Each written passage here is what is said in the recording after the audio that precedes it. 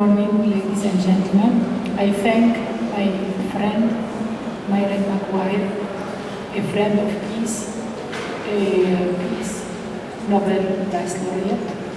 I thank the World Summit of Nobel Peace Laureate to invite me to be here among you.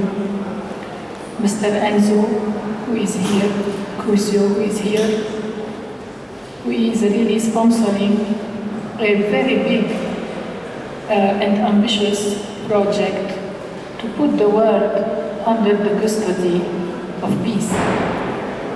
We have heard so many beautiful discourses those days. I hope that my own will not bother.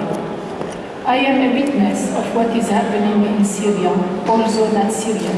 I am Libano-Palestinian and bear a French nationality. I have been trying to adjust the information to the reality on the ground to be able to save life of civilians. As mediation and reconciliation agent, we try to persuade all Syrian parties to spare the civilian population. Last week, we could evacuate 5,000 civilians from a besieged city in West Ghouta called Ma'adamiya. And we had the opportunity to experience what does it mean to be politicized, even in such a humanitarian context. Even though the rebels' leaders asked me to intervene and evacuate their families from Ma'adamiya, and even though a good agreement took part between the government forces and the rebel forces of Ma'adamiya, because we went inside and we visited the military council. After 2 days and after evacuating 5,000 civilians without any problem, the warlord began to be in act.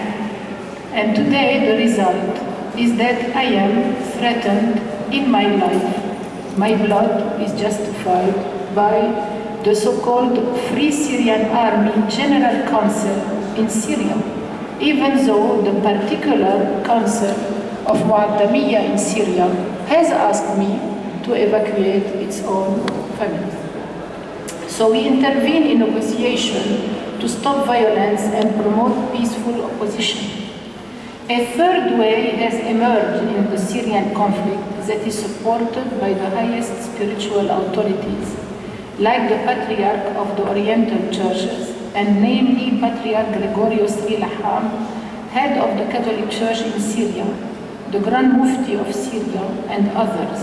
Of course, His Holiness the Pope Francis is always calling for peace and reconciliation in Syria. This third way is the Musalaha way, the reconciliation way. It is based on the fact that in Syria, everybody is linked with everybody through family, tribal, or social links. So interrelation is possible, dialogue is possible, forgiveness is possible, and reconciliation is possible that will pave the way for Geneva II. The solution is not first of all a political one, but a human, social one. The politic should follow. This is our task. Here in this World Summit, where so many examples are given through the struggle for peace of the Nobel laureate, we have found the World Agora that fits to make our voice be heard. I invite the media stream and the world leaders to stop depicting the Syrian tragedy as between pro and against a regime, whatever may be its shape. The Syrian tragedy is not only between enemies, it is the fate of a whole population that was living peacefully and seek to live again peacefully.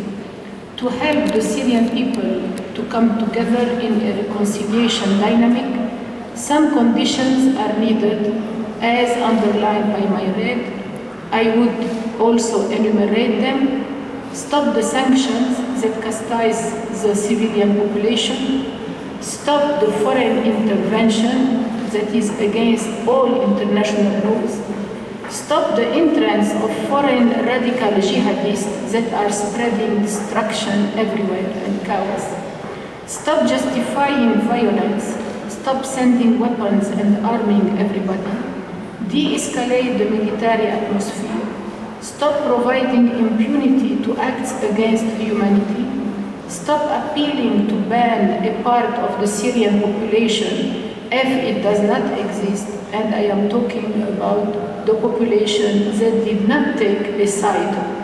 Stop the infiltration in residential areas to transform them in battlefields, so that we have today 7 million of displaced Syrian people. Stop the war, build the peace, invest in reconciliation. Syria is the cradle of civilization. Do not transform it in an outlaw country or a cave of bandits. Thank you.